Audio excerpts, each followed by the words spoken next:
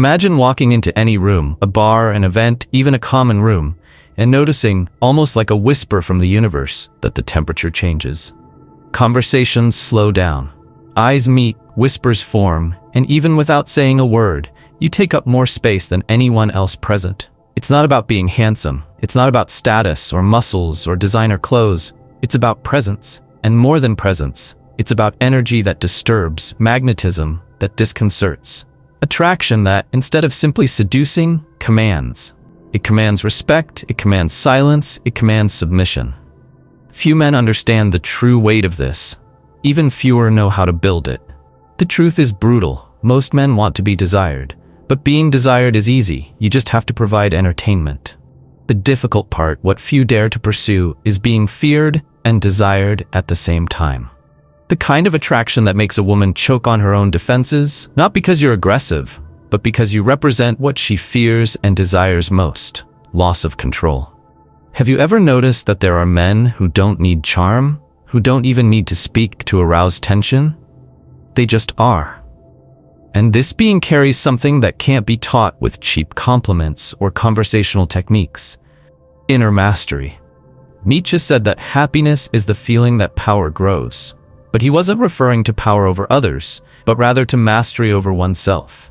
When you carry this internal structure of someone who doesn't need to prove anything, doesn't need to compete, doesn't need to ask, you activate what I call unconscious intimidation. A woman doesn't understand where the butterflies in her stomach come from. She just feels it, and instinctively she submits to the force that doesn't try to convince her, but bends her with silence, with calm, with the implicit threat that if she's not enough, you won't stay. And herein lies the most powerful contradiction in human nature. Women say they want security, but they surrender to the man who destabilizes them. They say they want sensitivity, but they are hypnotized by the emotional coldness of a man who dominates his own desire. This is not a game. This is deep psychodynamics. It's how female biology reacts to a figure who, by his very presence, redefines the balance of power in the environment. She may say, "I don't like guys like that," but she'll be mentally comparing you to all the other men who make her feel absolutely nothing. This kind of power can't be forged. It can't be imitated. It needs to be built from the inside out, layer by layer, through the voluntary rejection of everything society has taught you to be in order to please. Because pleasing is the language of the weak. And the weak may even be loved, but they will never be respected. And respect is the raw material of submission. Every woman who has ever fallen in love with a man who emotionally dismantled her has fallen in love with someone she couldn't control. And female control is instinctive. When she doesn't feel in control, she loses herself. And when she loses herself, she surrenders. This video isn't for the curious. It's for men ready to bear the curse of true social power. Men who understand that the stronger you become, the lonelier you become, because few can truly resist you. What you'll learn here aren't tips, they're weapons. Tools that, if used maturely, will make you not only desired, but feared. And when you reach that level, you discover a dangerous truth. Being loved is good, but being feared and loved at the same time is being invincible. Have you ever wondered why some men walk into a room and dominate without even opening their mouths? It's not arrogance. It's not exhibitionism. It's the presence of someone who carries a silence full of meaning. Someone who doesn't seek approval because he's already decided he doesn't need it. This type of man triggers an invisible restlessness in the women around him. They adjust their hair, straighten their posture, and avoid direct gaze. Because there's something about this man that doesn't ask but demands, doesn't force but pressures. It's as if he's not there to please, but to be obeyed. This isn't called charm. It's quiet power. And this is the essence of what we call the invisible alpha effect. The fatal mistake most men make is believing that social power comes from what's visible: clothes, muscles, money, or rehearsed lines. Pop culture has trained them to believe that seduction is a performance. But the most dangerously seductive men in history weren't performative. They were enigmatic. Think of figures like Marlon Brando in The Godfather, Al Pacino in Scarface, or even literary characters like Jane Austen's Mr. Darcy. They all have one thing in common. They say little, but say everything with their eyes. The tension they create comes from absence, from the charged silence, from the gaze that doesn't ask for permission, but rather probes, from the posture that doesn't betray insecurity, but exudes dominance. These are men who always seem to know more than they're saying, and this unsettles. It intimidates. It triggers in others the need to prove themselves worthy. In biology, there's a concept called status vacuum.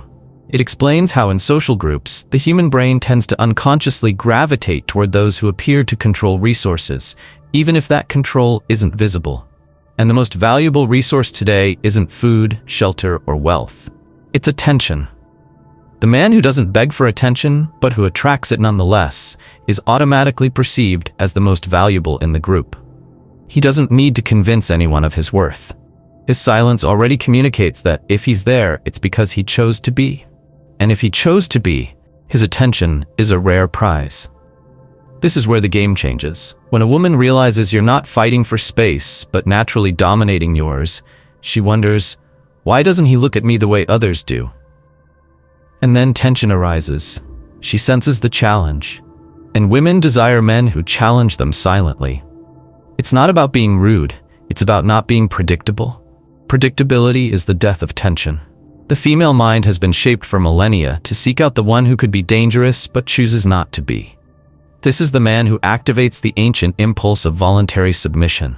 He is the contained storm, the chaos at rest, the strength under control. And this throws her off balance because she realizes she can't control this kind of man. She doesn't know how to please him. She doesn't know what to expect. And the fear of losing him begins even before she has him. Schopenhauer's philosophy reminds us that desire is suffering. And the more intense the desire, the more fragile the one who feels it becomes. The invisible alpha effect reverses the game.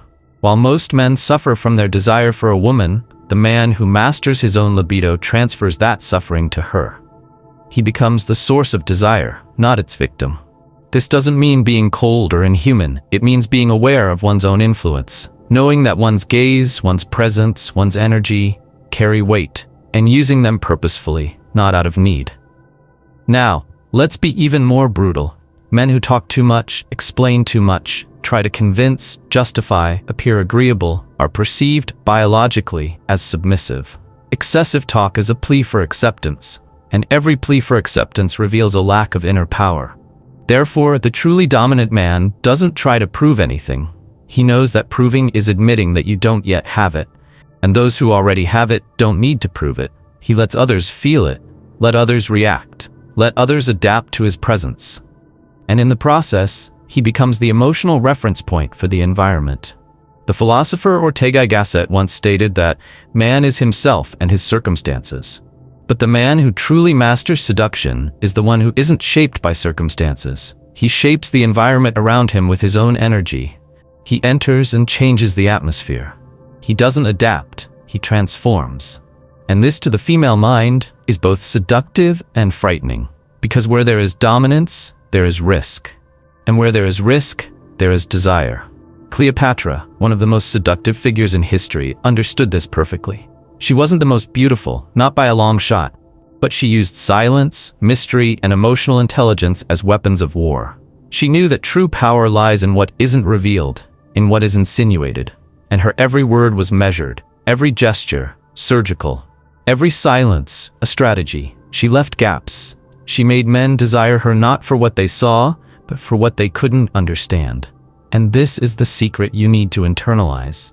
The less obvious you are, the more powerful you become. Now, let's apply it. The first step to activating the invisible alpha effect is to cut off the need for validation. This is harder than it sounds because we've been trained from childhood to seek approval. But approval is a drug, and like any drug, the more you consume, the weaker you become. The second step is to master silence. Not awkward silence, but comfortable silence. The one who says, I'm fine with myself, I don't need to talk to fill the void. And the third step is to develop a presence that commands without needing to be aggressive. This involves posture, a firm gaze, controlled breathing, and an energy that communicates. If you want something from me, you'll have to earn it. And this is where feminine submission begins. Not because you shouted, asserted yourself, or beat her in a debate, but because you generated tension, because she couldn't read you. Because unlike the others, you didn't give in too quickly. You were the mystery. And mystery is the raw material of seduction. But this takes us to even more complex and dangerous territory. How to transform this silent energy into an entire social field orbiting around you. How to make not just one woman, but everyone around you compete for your attention. And what's more, how to do this without saying a single word. This is where we enter the second level, where the psychological game becomes social, and you stop being merely attractive and become inevitable. It's when you begin to be seen by others as desirable that the game changes completely. The woman who might have previously ignored you now watches you being complimented by others, listened to attentively by more influential men, admired without you saying a word. And there, in that silent moment, she begins to feel insufficient. Not because you treated her badly or rejected her, but because you've become socially valuable to the point of being scarce. And anything scarce activates the biological drive for competition. But here comes the paradox that destroys false seducers. The more you try to be popular, the less desirable you become. Because true social magnetism isn't about being the clown in the circle, nor the extrovert who talks loudly and gestures too much. It's about being the one everyone wants around, but who rarely gives in.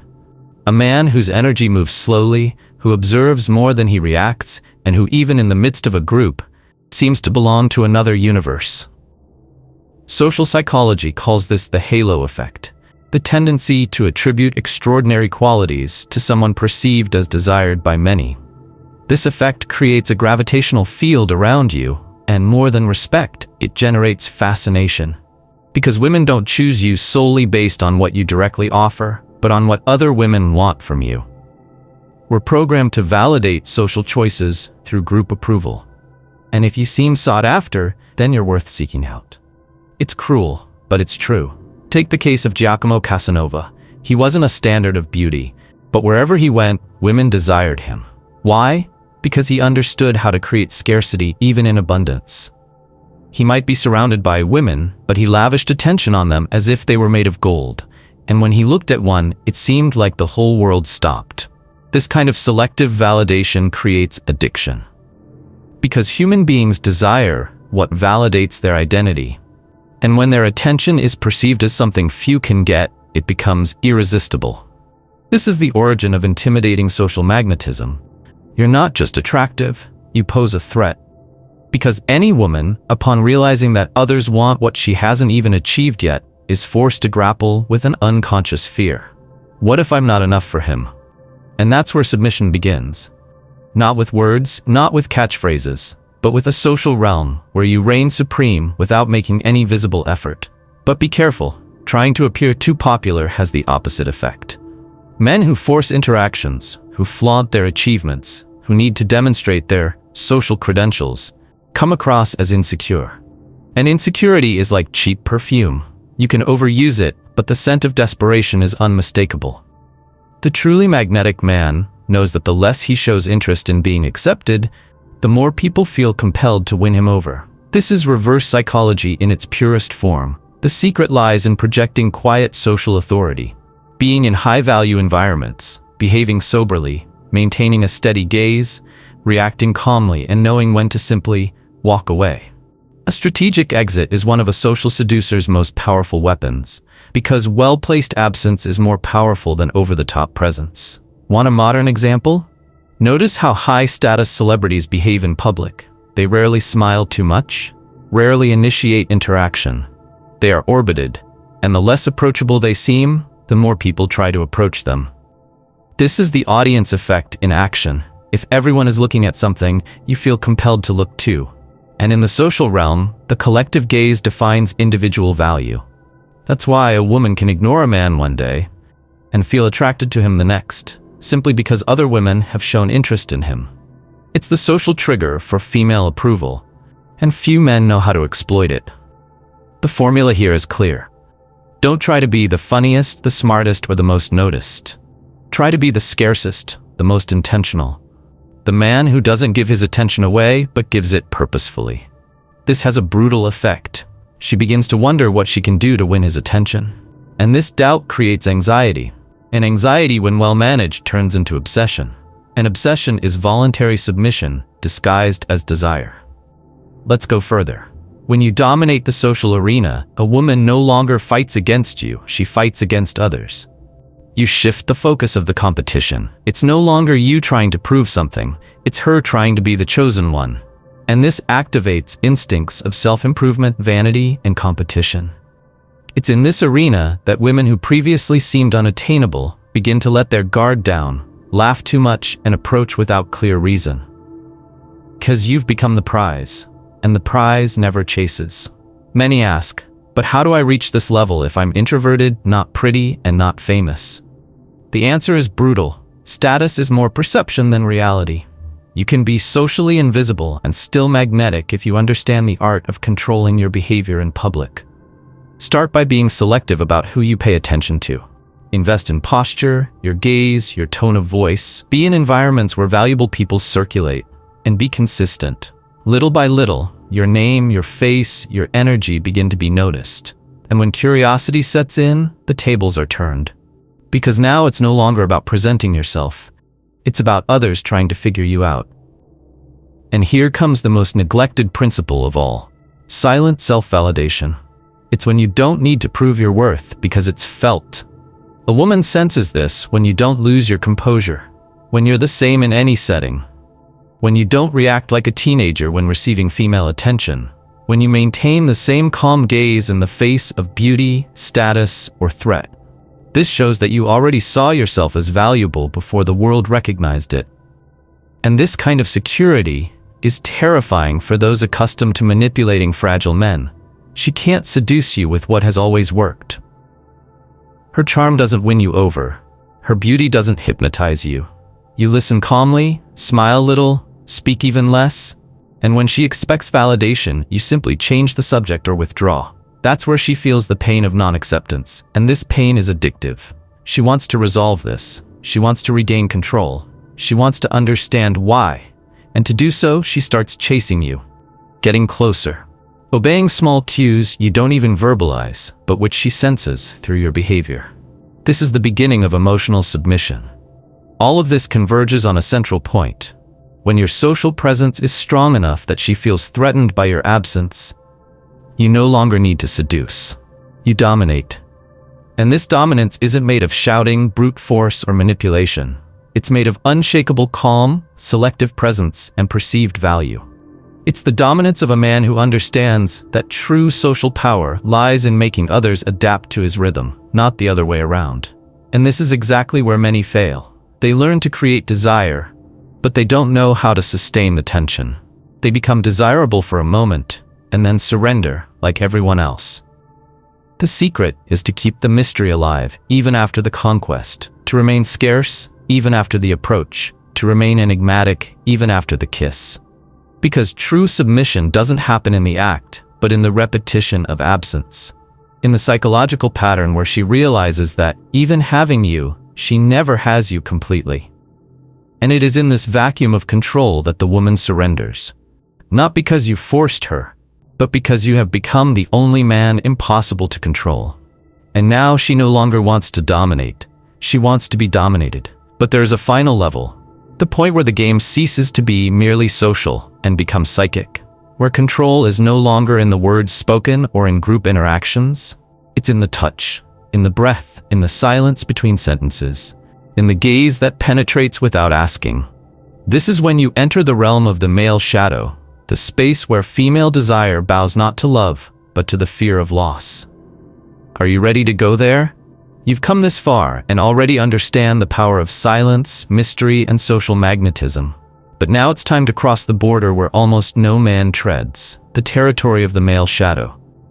This is not a space for conversation, sympathy, or social games. Here it's no longer about being desired, but about activating a type of desire so primal, so visceral, that a woman's only natural impulse is to let her guard down and allow herself to be guided.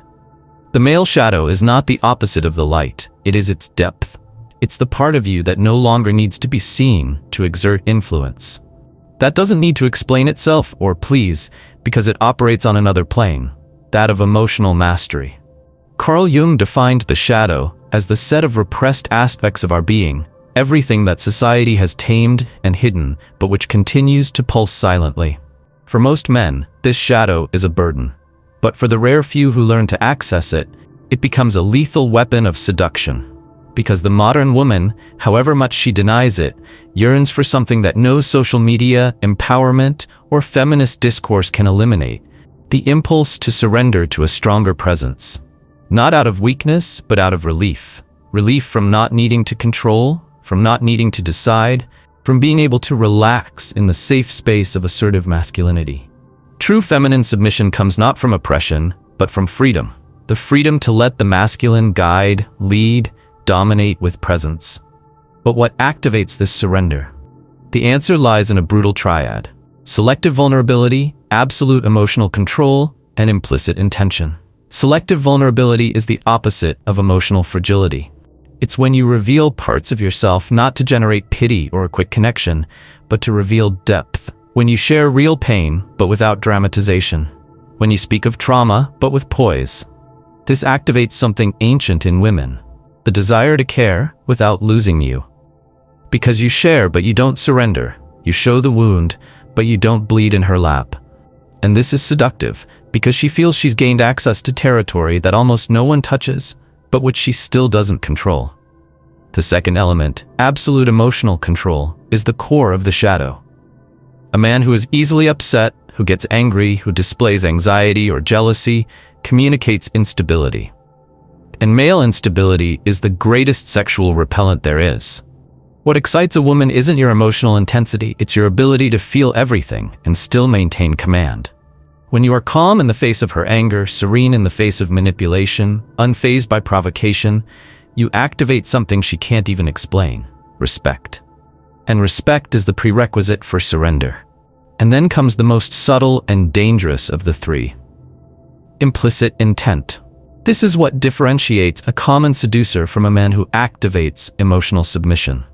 Implied intent is when you communicate with your gaze what your body hasn't yet expressed, when you touch with intention, when your silence carries weight, when every word seems chosen with a hidden purpose.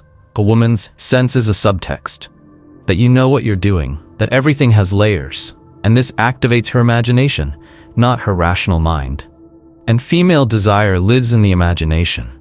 It's at this point that the desire to be led arises. She begins to behave more obediently, more receptively, more malleable. And it's not because you shouted, imposed, or dominated her in the vulgar sense of the word. It's because she felt that by following your energy, she feels safer than by trying to control you. Healthy feminine submission arises when she realizes that you are more competent at leading than she is at controlling. But be careful, this requires refined masculinity. The true shadow male is not brutish. He is elegant. He is firm without being rude. He is assertive without being aggressive. He commands the pace of the conversation, sets the tempo of the touch, and conducts the energy of the interaction with the gentleness of a conductor. This is the man who enters a room and changes the rhythm of a woman's breathing with just a look, who makes her adjust her tone, adjust her posture, doubt her own arrogance. Because deep down she realizes, this man is not impressed by me. And when she feels this, she begins to ask herself, how can I be impressive to him? This dynamic shift is the essence of surrender. You stop being just another person in the crowd seeking her approval and become the only one challenging her to seek yours. She begins to self-evaluate, to take better care of her appearance, to filter her words better, to compete with others. All this because you treated her neither as superior nor as inferior, but as someone who needs to earn your presence.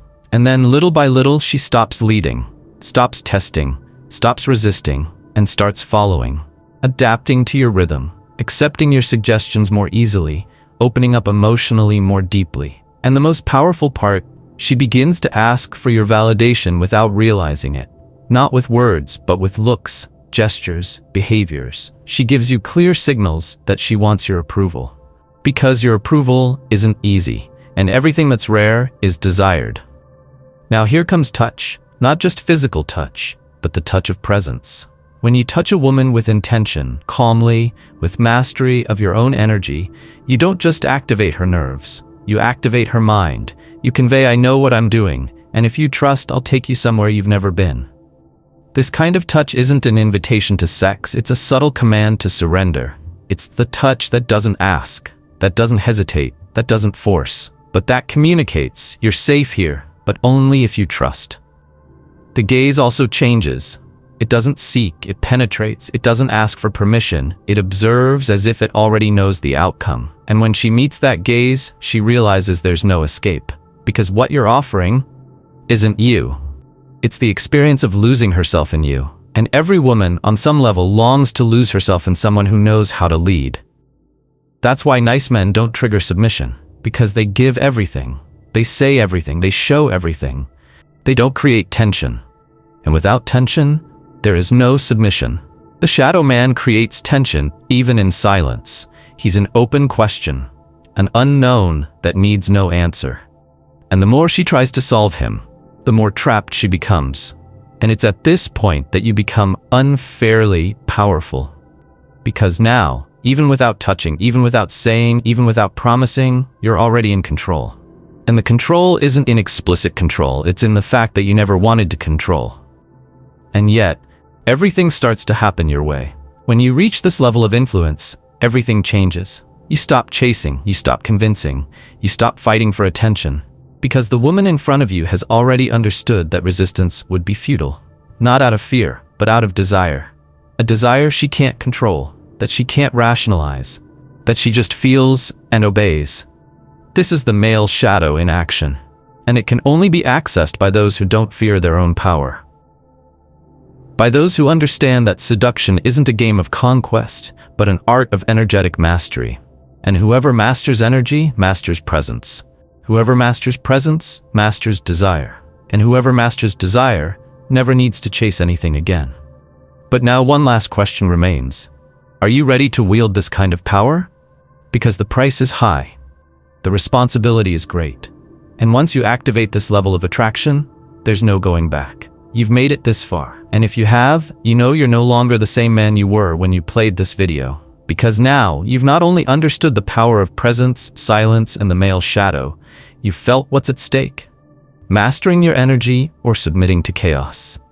The truth that few have the courage to face is simple and cruel. Either you learn to lead, or you will be led. Either you become the man women silently obey, or you will be the clown they use for entertainment until the true leader emerges. But there is a next step, a real, direct, audacious portal, where the techniques are even more practical, the weapons sharper, and the knowledge so powerful it was banned from conventional circles. I'm talking about the audiobook The Forbidden Manual, How to Trigger Desire in 60 Seconds. It's not a course. It's not theory. It's a weapon compressed into audio, made to be heard like a hidden code. In it, you'll learn how to activate female desire in real time, in any setting, with any woman. These are the psychological triggers that reprogram her gaze, quicken her pulse, and make her want to follow your lead before she even understands why. If what you learned here was powerful, what awaits you inside is dangerous.